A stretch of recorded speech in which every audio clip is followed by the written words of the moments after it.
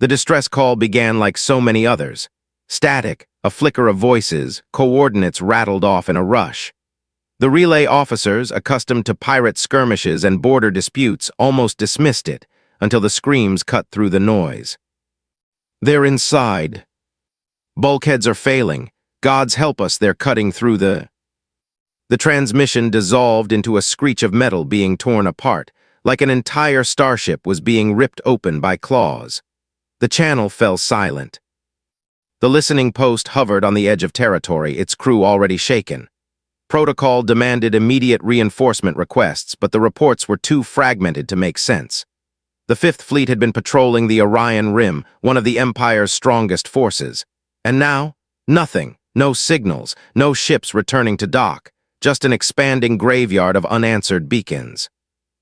Reinforcements were called, not just from the Empire but from allied powers across 3 sectors. The order was simple: send everything. Overwhelming force was the only answer.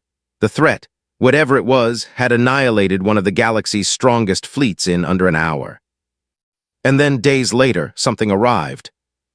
The surviving captains stood in the control chamber of their crippled flagship, its once-proud hull now with gouges deep as canyons. Their compound eyes glittered with desperate hope. Surely the Empire had responded.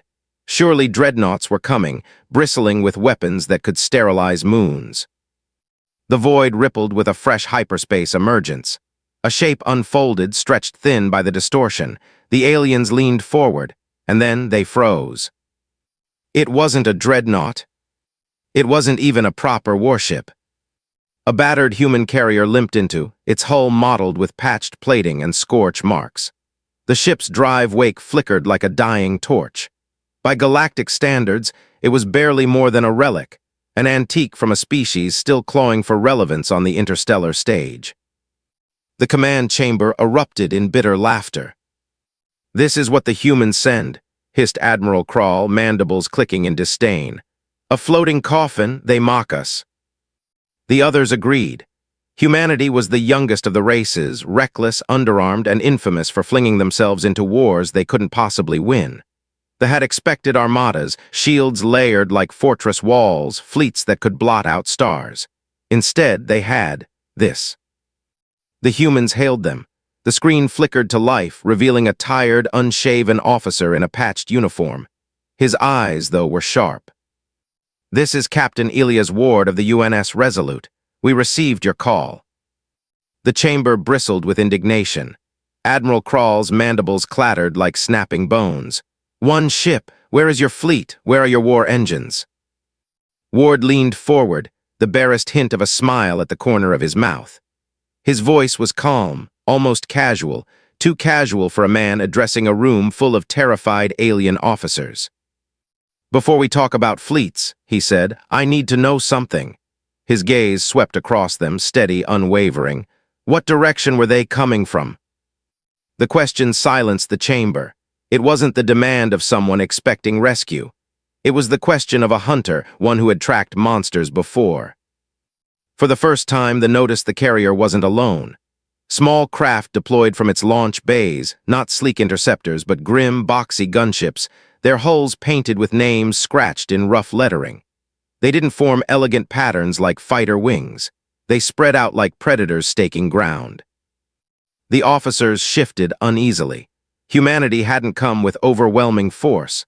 They had come prepared to fight something no one else would dare face. The silence stretched, thick with unease. Admiral Krall finally rasped, "You don't understand, you cannot fight them." The Fifth Fleet was shredded in moments.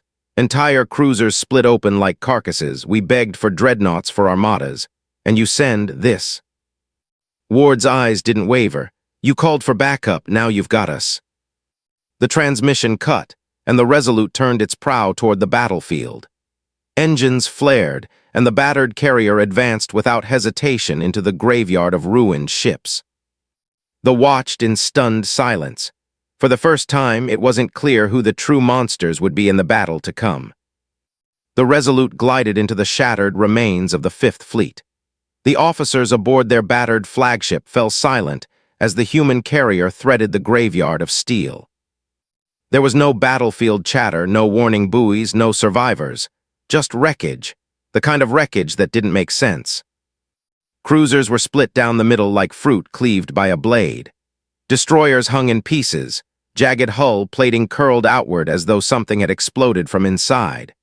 Drifted aimlessly, their cockpits punctured, their pilots little more than frozen husks staring into the void.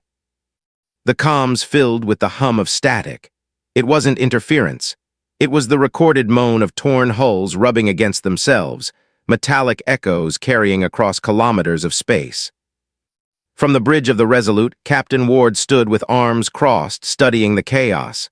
His officers didn't speak. Their silence was ritual practiced in the presence of a graveyard. "Captain," his lieutenant murmured finally, her voice hushed as though afraid the wrecks might overhear. "You're seeing this, right?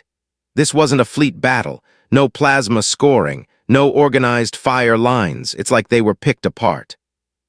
Ward nodded. His jaw was tight, but his tone stayed level. "Log every hull breach pattern, note the vector lines." On the channel, Admiral Krall's mandibles scraped together in agitation. "This is pointless. We should retreat and wait for reinforcements. This is not salvageable." Ward didn't answer him. Instead, he gave a sharp gesture.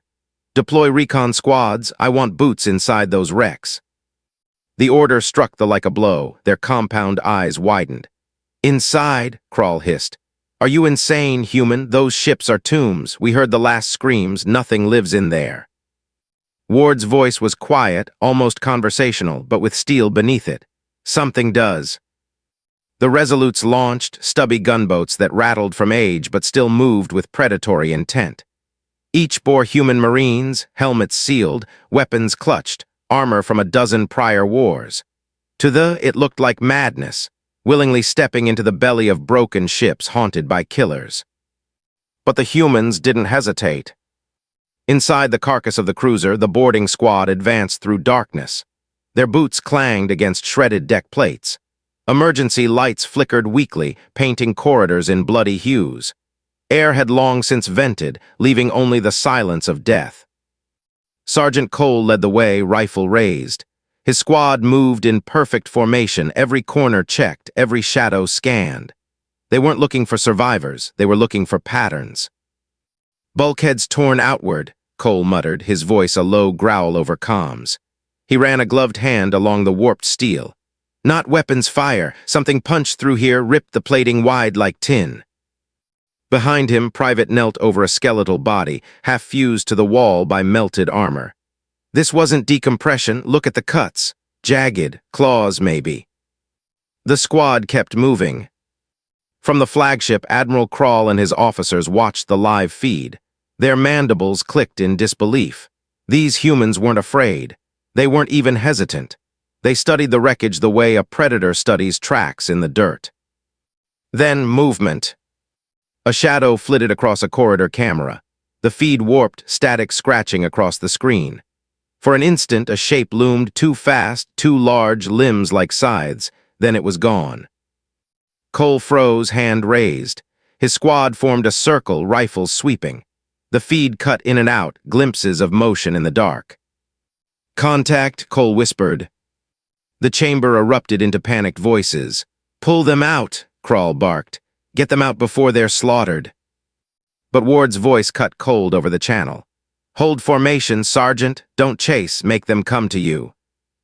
The Marines obeyed without question. Mines were planted. Sensors dropped. Not one of them broke rank, even as claws scraped against the deck somewhere deeper in the dark. On the flagship, the trembled. These humans weren't running. They weren't even afraid. They were waiting, as though they had faced monsters like this before. The feed flickered one last time before stabilizing on Cole's helmet cam. His voice came through steady, calm, deliberate. "They're not gone," he said. "They're hunting."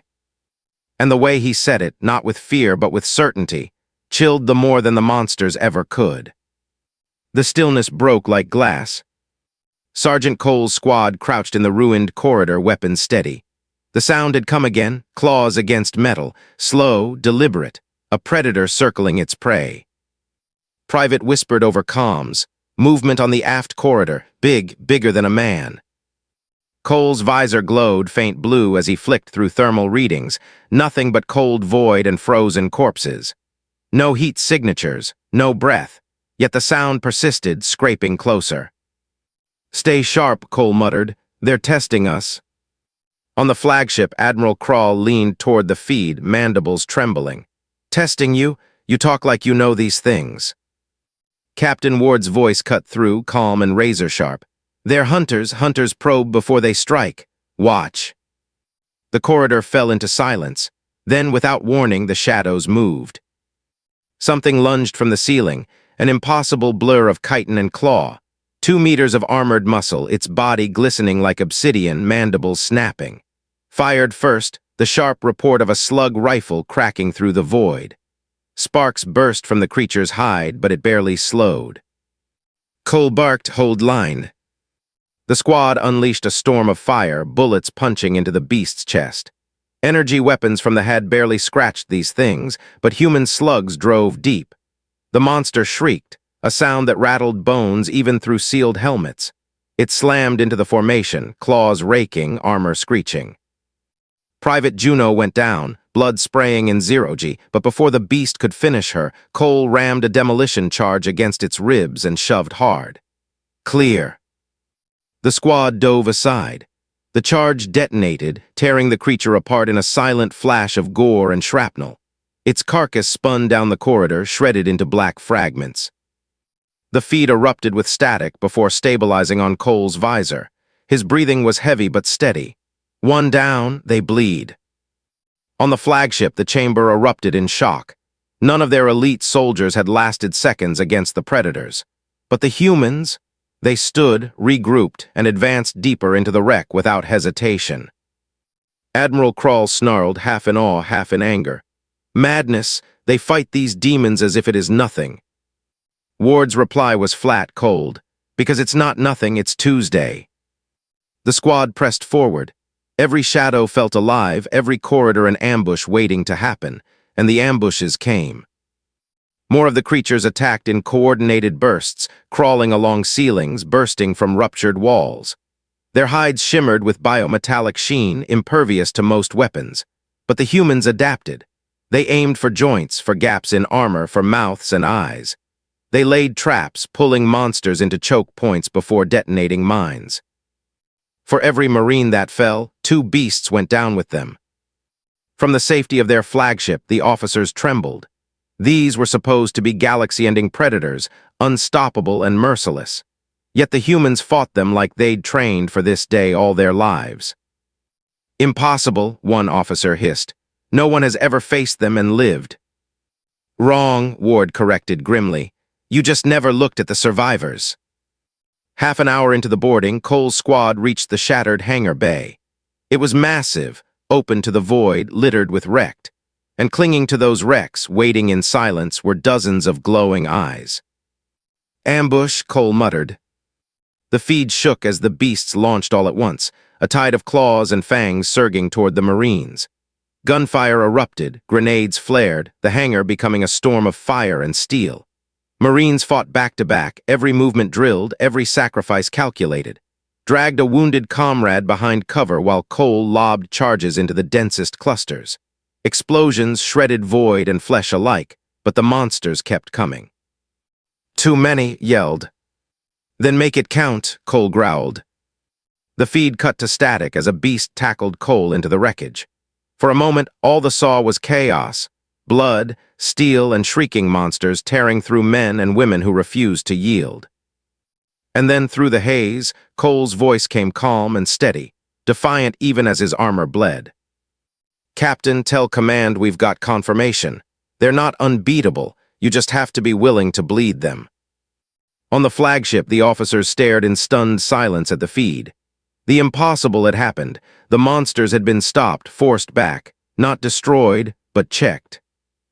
Admiral Krall whispered, almost to himself, "What kind of species throws themselves into death like this?" Ward's eyes never left the monitor, the kind that survives it. The hangar was silent now, save for the hiss of leaking atmosphere and the slow drift of bodies, human, alien, and beast alike, turning weightless in the void. Sergeant Cole's squad regrouped, battered but alive. Their armor bore gouges deep as knives, carried Juno, half-conscious but clinging stubbornly to her rifle. Ammunition counters blinked red across helmets. Their supplies wouldn't last another stand like that. "Cole to Resolute," the sergeant rasped over comms. "Hangar secured, heavy casualties, ammo critical, recommend." Static, then Ward's voice, calm as ever. "Negative, the swarm is outside, circling the wreck. If you try to extract now, you'll lead them back to us. Hold your ground, we'll come to you." Cole didn't argue, he just gritted his teeth. Orders were orders, and besides, Ward was right. If those things trailed the squad to the Resolute, everyone aboard would die. Swore under his breath, "So what? We sit here and bleed out until the monsters come back." Cole checked his rifle, reloading with his last full mag. His visor light cut across the shattered hangar, catching jagged shadows. "No, we make the monsters bleed first." On the flagship, Admiral Krall seethed. His officers whispered in disbelief as they watched the humans dig in. They sealed blast doors, rigged corridors with explosives, turned wreckage into kill zones. "This is madness," Krall hissed. "They're trapped. They should retreat while they can." Ward stood behind him, arms folded, eyes fixed on the feed. Retreat is exactly what those things want. Panic scatters prey. Panic makes the hunt easier. Krall's mandibles clattered. "Prey? You still speak as if these creatures are only animals. They destroyed our fleet." Ward's gaze was steel. "So did wolves once." Inside the cruiser, silence stretched long and heavy. The Marine's motion sensors pinged intermittently, shadows moving just out of range, never approaching, never vanishing. The beasts were circling, testing, waiting for fear to break discipline. Private whispered, "They're toying with us." Cole didn't answer. He crouched near a bulkhead breach, running a hand over claw marks etched deep into the steel. His mind worked the way it always did, calm, deliberate, turning chaos into patterns. "Not toying," he said finally. "Learning, they're smarter than they look." The squad fell silent at that. It was one thing to fight monsters, another to fight predators that thought. The attack came without warning. A section of the deck gave way, torn open from below. 3 creatures surged through the breach, faster than gunfire. A Marine went down screaming, his torso split open before his rifle even fired. "Contact front," Cole roared. Grenades detonated. Gunfire tore the dark apart. The squad fought in tight formation, falling back toward the sealed blast doors. Every step cost blood. Emptied his rifle into a beast's face before slamming it down with his boot. Juno, barely conscious, propped herself against a wall and squeezed off careful bursts, dropping another monster mid-leap. The squad held barely. When the last creature fell, shredded by a mine they'd planted earlier, the corridor was a ruin of smoke and bodies. 3 more Marines lay dead. Cole counted ammunition, half a magazine each, maybe less. Juno coughed blood inside her helmet. "They'll be back, more of them." Cole wiped ichor from his visor. "Good, we'll be ready." But even as he said it, he knew the truth. They wouldn't last another wave. On the flagship, the officers were unraveling. They hissed and clattered in fear, voices high with panic. "This is suicide. They're feeding themselves to the slaughter. We must leave, warp out before the monsters turn on us." But Ward didn't flinch. His eyes were locked on the human feed. He saw the exhaustion in their movements, the dwindling ammunition, the way they dug in after every loss. "They're not suicidal," Ward said quietly. "They're buying time."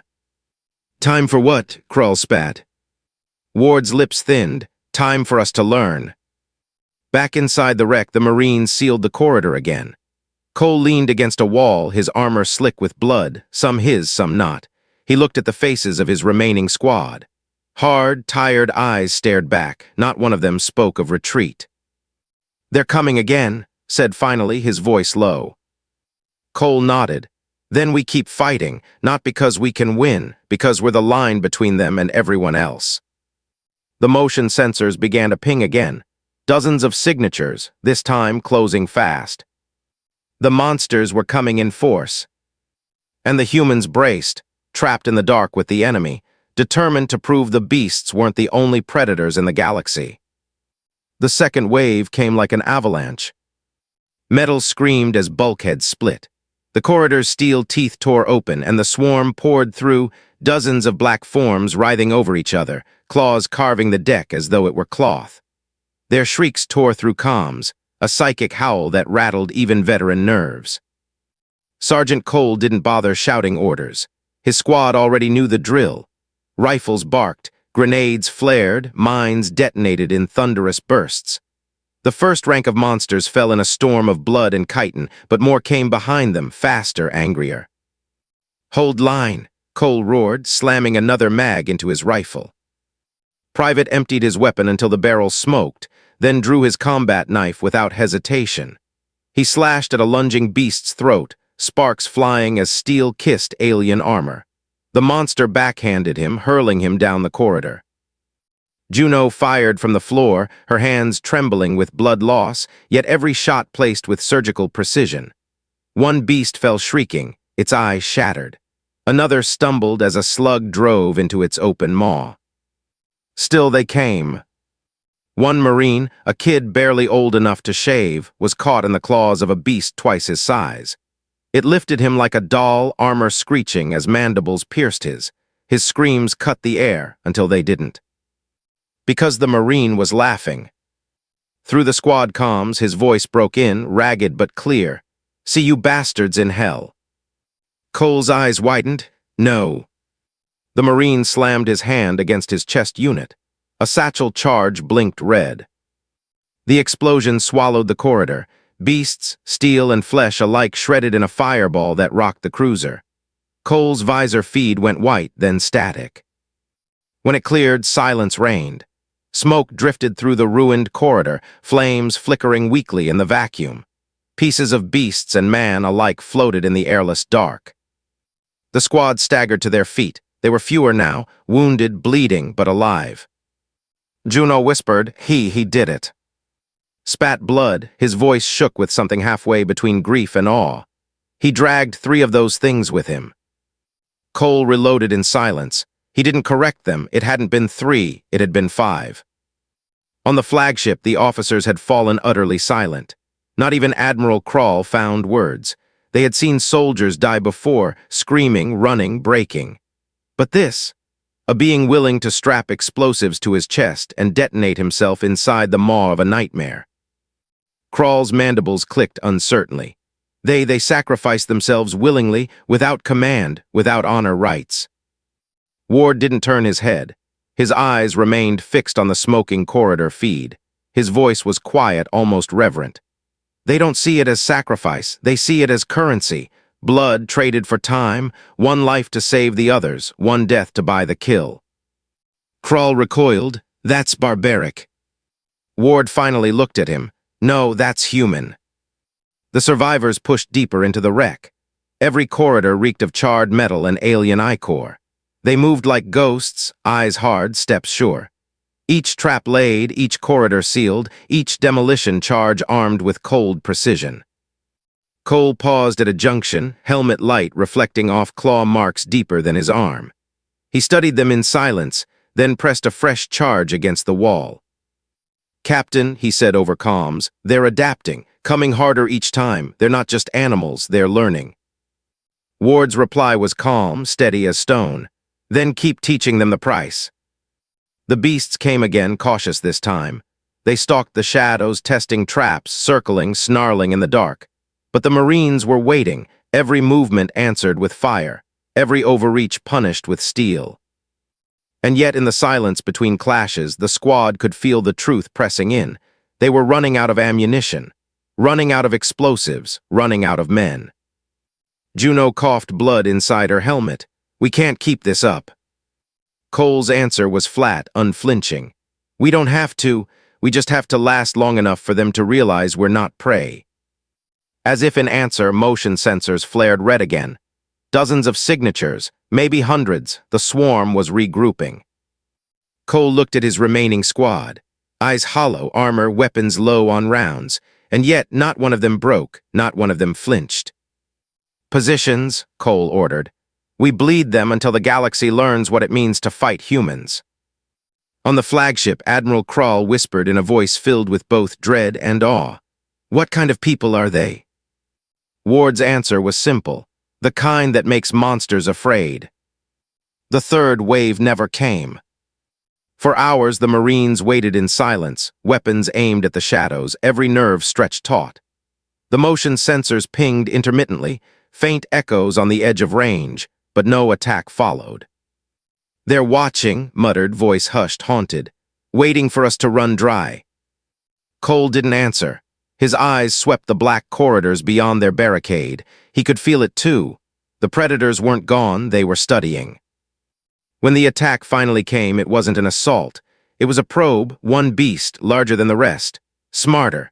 It came slow, deliberate, almost cautious, claws dragging sparks along the deck.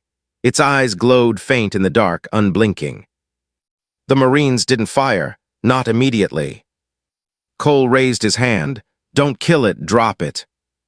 Confusion flickered across the squad, but training overrode hesitation. Stun grenades snapped into place, arcs of electricity dancing as they detonated. The beast shrieked, thrashing violently, claws carving furrows into steel, but the charges burned through its nervous system. It collapsed, twitching, still alive. The squad moved fast, pinning it with magnetic clamps, binding limbs with steel cable thick enough to hold a shuttle. Even then, the creature writhed, mandibles snapping inches from its visor. Gods, whispered, it's like it wants to hate us. Cole's voice was flat. Good, hate keeps it alive. Back on the Resolute, the medbay became a makeshift lab. Floodlights glared against the restrained beast's armored hide, casting its black carapace into jagged shadows. Scientists and engineers huddled around, instruments scanning, dissecting data. Ward watched from the observation deck, arms folded, face carved from stone. The lead doctor lifted her head, her voice strained. Captain, this isn't just a predator. It's engineered, look here. Screens flared with genetic models, strands of code highlighted in red. Multiple genomes spliced together, chitin that hardens under directed energy, neural structures optimized for swarm tactics. This isn't evolution. This is design. Ward's jaw tightened. By who? Hesitated. Whoever they were, they're long gone, but they left fingerprints. Look, there's embedded code, not biological but informational, a genetic watermark. It's not just DNA, it's a message. She zoomed in. Across the beast's genome, repeating sequences formed symbols, too ordered to be random. Ancient script, a language not spoken in. Ward frowned. Translate it. His voice trembled as the computer parsed fragments of meaning. When empires grow fat and weak, when they forget how to bleed, release the hounds. The observation deck went silent. On the flagship, Admiral Krall and his officers recoiled at the translation feed. Impossible, Krall rasped. These things are weapons.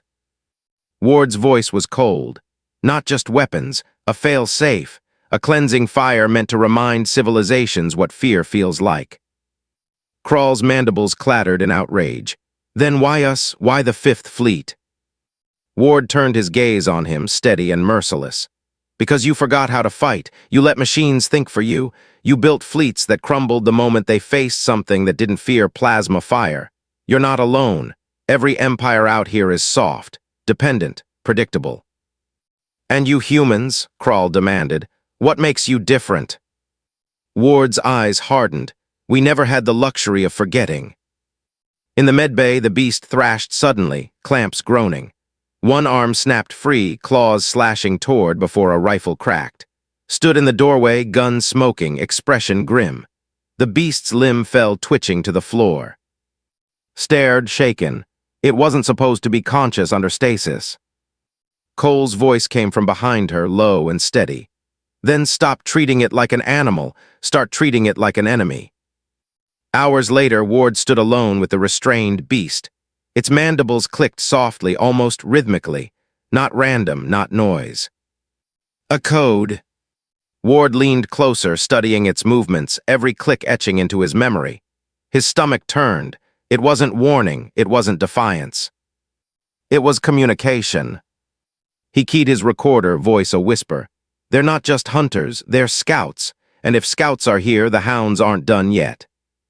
The first tremors came as vibrations along the hull. At first, the Marines thought it was stress damage, the groan of old steel in vacuum. But then the sensors lit red across every console aboard the Resolute. Dozens of signatures, hundreds. The swarm was converging.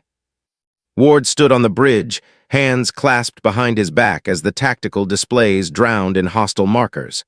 They clustered like storm clouds around the derelict fleet, each one a predator cutting across the void with impossible speed. The Fifth Fleet had been slaughtered by a handful of these things. Now an army was coming. "Contact in 5 minutes," the navigator reported, voice trembling. Ward's eyes hardened. He turned to comms. "Signal Sergeant Cole." Static hissed, then Cole's visor feed appeared on the main screen. His squad was down to half strength, faces gaunt, armor black. They looked like ghosts, but their eyes still burned. "You see them?" Ward asked. Cole nodded once. "Yeah, big wave, probably the last one." Ward's tone didn't waver. "Hold your ground, we're moving in, you'll have support." Cole's helmet shifted slightly, as if he wanted to argue, but he didn't. He just checked his rifle, what little ammo remained, and said, "Understood." On the flagship, panic was breaking loose. Officers shouted over each other, mandibles clattering in terror. "We must retreat," one cried. "No fleet can withstand that many." Another hissed, "They will tear us apart as they did before." Admiral Krall slammed a claw against the console, silencing them, but even he trembled, eyes darting to Ward. "Human, what do you intend? You cannot face this many with one crippled carrier." Ward's gaze never left the swarm closing in. "We won't face them in open battle." Krall's mandibles clicked. "Then how?" Ward cut him off, voice flat and final. "We take the fight inside their hive." The Resolute's engines flared to life, pushing the battered ship forward. Its hull groaned as power was rerouted, every reserve cell drained to feed thrust. The carrier hurtled toward the densest cluster of signatures, its prow aimed directly at the swarm's heart. Inside, alarms screamed. Marines strapped themselves into drop pods. Engineers overclocked failing reactors, sweat pouring down their faces. The entire ship thrummed with desperate energy, like a predator coiling for its last strike. Cole's squad moved into position near the breach they'd been holding. Checked his knife one last time, muttering, "Figures my last fight is in the dark with bugs." Juno, pale and coughing blood, still loaded her weapon with steady hands. "Better than rotting in a hospital bed," she said. Cole glanced at them all, his voice low but firm. "Listen up. This isn't about survival anymore. It's about proof. Every second we hold, every monster we kill, we show the galaxy these things can bleed. And if we go down as the line that didn't break." The squad nodded, grim and unflinching. The swarm struck. Beasts slammed against the Resolute's hull, claws carving through plating, bodies swarming like a tide of shadows. The ship shuddered as entire sections buckled under the assault. Drop pods roared out of the launch bays, slamming into enemy clusters. Marines ejected into vacuum, rifles blazing even as their bodies drifted weightless. Explosions ripped across the swarm as fusion charges detonated, tearing creatures apart in bursts of fire. Cole's squad fought tooth and claw within the wreckage. Claws tore through bulkheads, fangs snapped at visors. Rammed his knife through a monster's eye, tearing it free before planting a mine at its chest. Juno, coughing blood with every breath, still dropped 2 beasts before a claw ripped her from her feet. Cole dragged her back, firing one-handed. His other hand slapped a charge against the wall. "We're not done yet," he roared. The explosion tore the corridor open, sucking a cluster of beasts into the void. On the bridge, Ward's crew worked in chaos. Warning klaxons blared, hull integrity failing, reactor unstable. "Captain," the engineer shouted, "engines overloading, we'll lose containment." Ward's eyes were calm, his voice steady. "Then aim us at the hive." The Resolute drove forward like a spear, carving through the swarm, its guns blazing until barrels ran white-hot. Then, deep within the enemy's nest, Ward gave the final order. "All hands, prepare for detonation." His crew looked at him with grim acceptance. None questioned, none begged, they simply nodded and executed. The swarm closed in, claws carving, bodies piling. And then, light.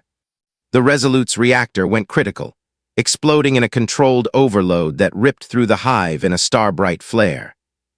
The swarm convulsed, shredded by the blast. For a moment, the void itself burned with human fire. On the flagship, Admiral Krall shielded his eyes as the flare seared across the... Gasps and silence followed. No swarm, no Resolute, just debris, fire, and the echo of sacrifice. Krall whispered, awed and horrified all at once. They destroyed themselves. Ward's voice echoed in memory, cold and certain. We never had the luxury of forgetting. Silence fell after the flare. The void where the swarm had been was littered only with debris, burning fragments of chitin drifting like black snow. The Resolute was gone. So was its crew. The galaxy's predators had been purged by the fire of human defiance. On the flagship, no one spoke. Every officer sat rigid at their stations, mandibles slack, eyes wide. They had seen fleets collapse, empires burn, worlds consumed, but never had they witnessed warriors choose their own destruction in order to annihilate their enemy. Finally, Admiral Krall rasped, voice low with something like reverence, "They died to kill the beasts. They chose it." The chamber was silent for a long moment. Then one of the younger officers whispered, That was not war. That was something older, something primal." All eyes turned to Ward. He stood unmoving, hands clasped behind his back, gaze locked on the burning wreckage. His expression betrayed nothing, no grief, no triumph, only certainty. "They showed you," Ward said quietly. "Showed all of you what it means to be human." Krall's mandibles clicked nervously. "And what is that, Captain?" Ward's gaze shifted to him, sharp as steel. "It means that even in death we win." Days later, across the fractured communication relays of the sector, the story spread. The Fifth Fleet had fallen, yes, but the humans had stood. A single battered carrier, cut off and outnumbered, had held the line. And when the swarm came in numbers too great for survival, they had not retreated, not begged, not broken. They had lit themselves like torches to burn the monsters from existence. Whispers turned to rumors, rumors turned to tailies, and tailies became warnings. In marketplaces, traders spoke in hushed tones. They strapped bombs to their own hearts. In academies, young soldiers listened in disbelief. They fought with knives when the rifles ran dry. In the shadowed warrens of the collective, warlords hissed to each other. If one ship can do that, what happens when their fleets arrive? Everywhere the story spread, all walked hand in hand with fear. But the story was not finished. Deep in the wreckage field where the Resolute had perished, faint signals pulsed. Hidden among the debris, buried under ruined steel and alien ichor, a lifeboat drifted dark. Its beacon was weak, almost indistinguishable from static, but it was there. Inside, battered and bloodied, a handful of Marines still drew breath. Cole opened his eyes in the flickering emergency glow. His armor was scorched, half his visor cracked, his ribs screaming with every breath. Beside him, stirred, coughing, knife still clutched in a bloodied hand. Juno lay pale and unmoving, but alive, her chest rising shallowly under the medseal patch. Cole looked around at the survivors, so few, so broken, and yet alive. "We held," he rasped, voice raw. "By God, we held." Coughed, a grim smile cracking his face despite the blood. "Think the bugs got the message." Cole managed a laugh, hollow but real. "If they didn't, we'll remind them." The beacon pulsed weakly in the dark, carrying its signal into the void. Not a cry for rescue, not a plea for survival, but a declaration. Humanity endures. Weeks later, Ward sat in the council chambers of the High Command. Around him, the galaxy's leaders gathered, their faces grim. They spoke of strategies, of coalitions, of preparing fleets for war. But again and again, their words circled back to the same subject, the humans. One counselor demanded, "How do we ensure their loyalty? How do we control such creatures? Another countered, control them. No, you don't control fire, you feed it or you burn. Admiral Krull leaned forward, voice quiet, still tinged with awe. They are not like us. They are not like anyone. We saw them die, and yet their memory already stalks us like a shadow. Ward's voice cut through the chamber, calm but unyielding. Understand this. Humanity does not fight for conquest. We do not fight for honor. We fight because survival demands it. And when survival demands blood, there is no force in this galaxy that can bleed more fiercely than us. The chamber fell silent. For the first time in centuries, the galaxy remembered fear. Out in the dark, rumors spread like wildfire. That the swarm had been broken not by technology, not by fleets, but by men and women who had refused to kneel. That even in fire, even in death, humans had stood unbroken. And somewhere aboard a drifting lifeboat, Sergeant Cole whispered to the void. Tell them, tell the whole damn galaxy. If the beasts come back, humanity will be waiting. The beacon pulsed again, a heartbeat in the dark, a promise that the galaxy would never forget. Because the beasts had changed the galaxy, but the humans had changed it forever.